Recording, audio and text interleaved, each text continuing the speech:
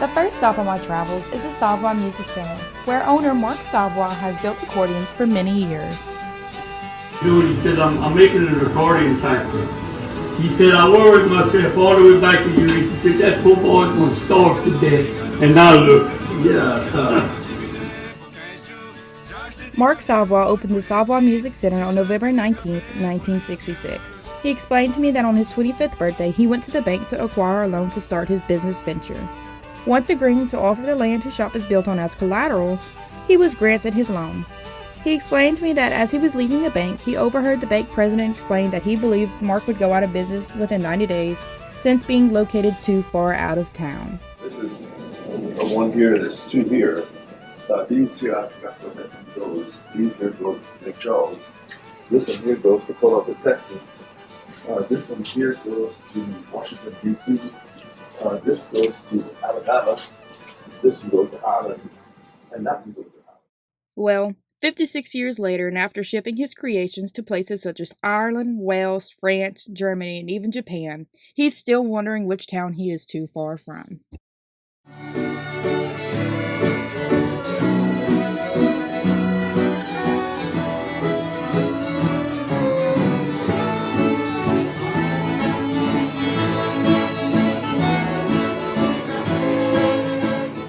On Saturdays like today, you could stop by the Savoy Music Center on the outskirts of University of Louisiana to listen to Cajun musicians, young and old, play the music that we have cherished throughout the generations.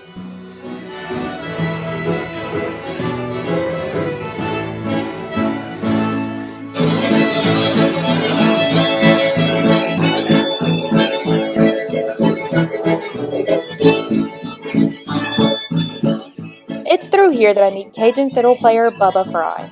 Bubba Fry is 66 years old and has a lifetime of musical history behind him.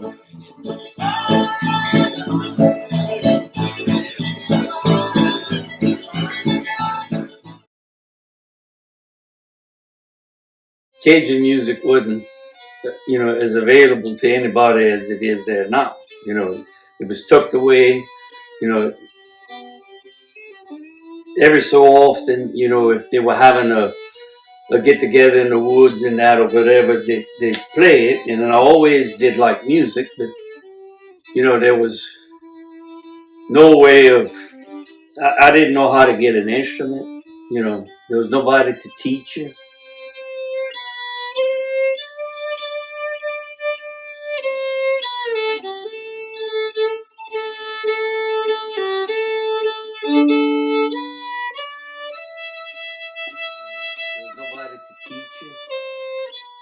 And actually, the fiddle was the very last thing that I wanted to play. But and then I got my hands on a fiddle. And then the worst part of that was there was nobody to instruct me on what to do. There wasn't literature like there is today.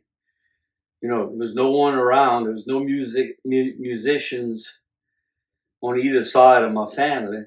So I got it and just racked my brains out with it, because, I like the music, and as a young guy, whenever I got my driver's license on Saturdays, I'd ride around and listen to it on the radio because it was only broadcast through, I think at the time when I was listening, it was at Fresh Lounge in Mamou on KUN with Reeve Reed as the host and Sadie Corville. And they would do their little commercials, and you could hear the band in the background. They'd sit there and it'd take them forever to tune their instruments, and then I think it lasted about an hour, and then after that, that was it. You didn't turn on the radio and listen to it like you did today. Despite Bubba's musical career in Cajun music, it almost never took off to begin with. At one point in his life, he decided to shut it away, thinking it wasn't for him.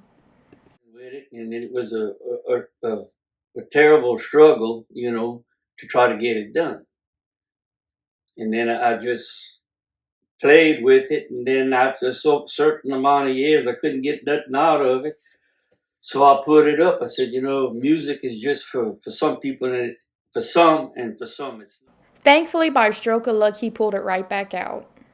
me to bed for my rifle case, and I come across the fiddles, and then I opened it up, started practicing again, and then once it, you know, by then we're talking about 10, 15 years down the line,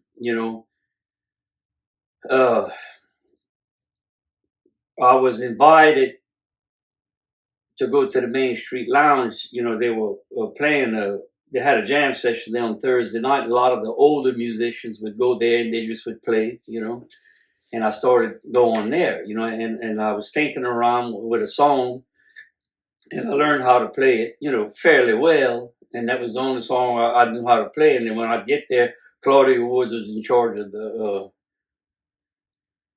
getting the musicians. It was your turn to play and blah, blah, blah, and I'd go up there, and that was the only song I knew how to play. I played. Despite Bubba only knowing how to play one song, interactions and times like this allowed him to learn more and more music, along with making lifelong friendships with other people who had a love for Cajun music as well. Nathan Abshar, he was one of the primary recording players, that played around this part of the country. He lived in Basile. I knew Dewey Balfa personally, Merlin Fontenot, Harry Lafleur, which were probably two of the last masters old masters that they had. D.L. Menard very well, Shirley Bergeron, Milton Adams, I did volunteer work at the Park Service for almost 20 years playing for tourists, on Saturday afternoons. And that was about as enjoyable as it could get, that people came in, and they wanted to hear Cajun music. It wasn't like it was back then, they were there for that reason, to hear it, and I learned only to share this with the people that were coming around.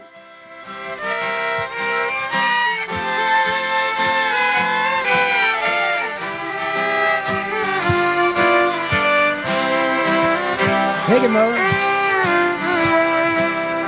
Come on, talk to it, Merlin.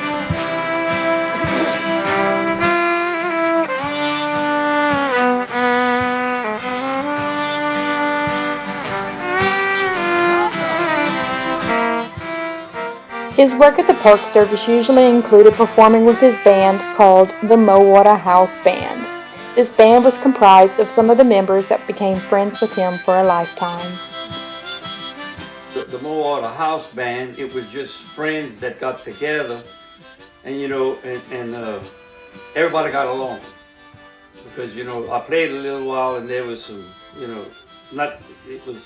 they were all there playing, smiling on the bandstand, and when they got off, they wanted to kill one another, They were mad at one another, and when we played at the house band, Mowatta House Band, we were all friends, it was just, some of these people became my best friends, And since then, most of them have all passed on, so I'm here by myself. Main ones that played with you? Well, toward the end, it was Miss Claudia Wood, Charlie Wine Thibodeau, myself on the fiddle, and Mr. Merlin Fontenot. As a young teenager, I saw it fading away. The younger generation, if they even knew it, when I was at school, if I listened to that, and back then they called it French music, not Cajun, they'd laugh at you, you listening to that, but I always did like it, and it was, and somehow I wanted to do it.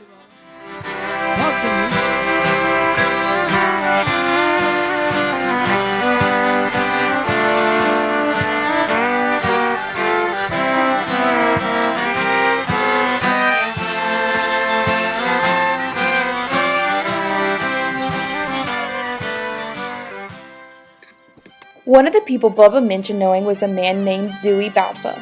Dewey Balfa was a part of a Cajun music band with his brothers Bert, Harry, Rodney, and Will. This band was called the Balfa Brothers. The Balfa Brothers play a very important part in Cajun music. This was because they were one of the first groups to really record Cajun music to play on jukeboxes around the world. Their first album, The Balfa Brothers Play Traditional Cajun Music, has been sold around the world and is highly recommended to others who want to get a taste of Cajun music for the first time. Sadly, None of the Balfa brothers are still with us today, but I was able to get an over-the-phone interview with the man who owned the record company the Balfa brothers recorded with. This man's name was Floyd Swallow. Floyd started off as a disc jockey at a local radio station called KVPI. After a few years of working at KPVI, he decided he needed to quit his DJ job and open up a record company. His record company was opened in 1956, called Floyd's Record Shop. Not only did he own a record shop, but he also owns his own recording label. After going through many names for his recording label, he finally decided on Swallow Records, a play on words for his last name being Swallow. It was under this name that Dewey Balfa decided to drive to a small town called Ville Platte in Louisiana to talk to Floyd about recording traditional Cajun music. Floyd really didn't see a market in it at the time, and he turned him down not once, but twice. Thankfully, the third time Dewey decided to go over there, he played La Valse de Bamboucherie for Floyd. Floyd says whenever he heard that song for the first time, he got goosebumps and decided to make a 45. Well, after releasing that 45, they released the entire first album called The Balfa Brothers Play Traditional Cajun Music. This album was very important to the history of Cajun music. Because of the Balfa brothers recording this album, we have been able to immortalize not only Cajun music itself, but the Cajun French language and even how to dance to this music. Not a lot of people know how to speak French and to dance to the music today. But if people just get to listen to the music and enjoy it, they're going to want to learn how to speak Cajun French. Being able to keep the language alive is also keeping alive our Cajun heritage. With our heritage, we're also able to share memories with friends new and old throughout the years, and hopefully they will pass down these memories as well. Everybody seemed to rejoice in the fact that they could speak French, and this was something to celebrate about. And I remember Miss Evelyn Galler had brought me Terry Huval and his band to my attention with Reggie Mott, and she mentioned something to me at the time. She said, "Floyd, you ought to put on the back of your albums, on garde notre langue française vivant avec notre musique."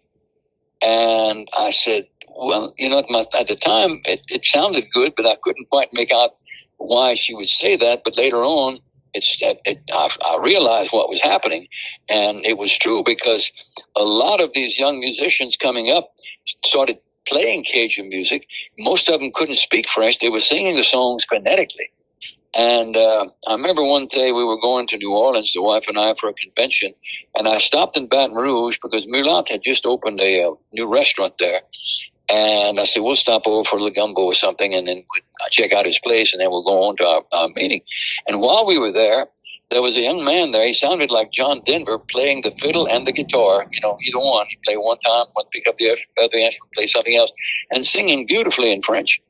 So before we left, I wanted to congratulate him on an excellent set for luncheon.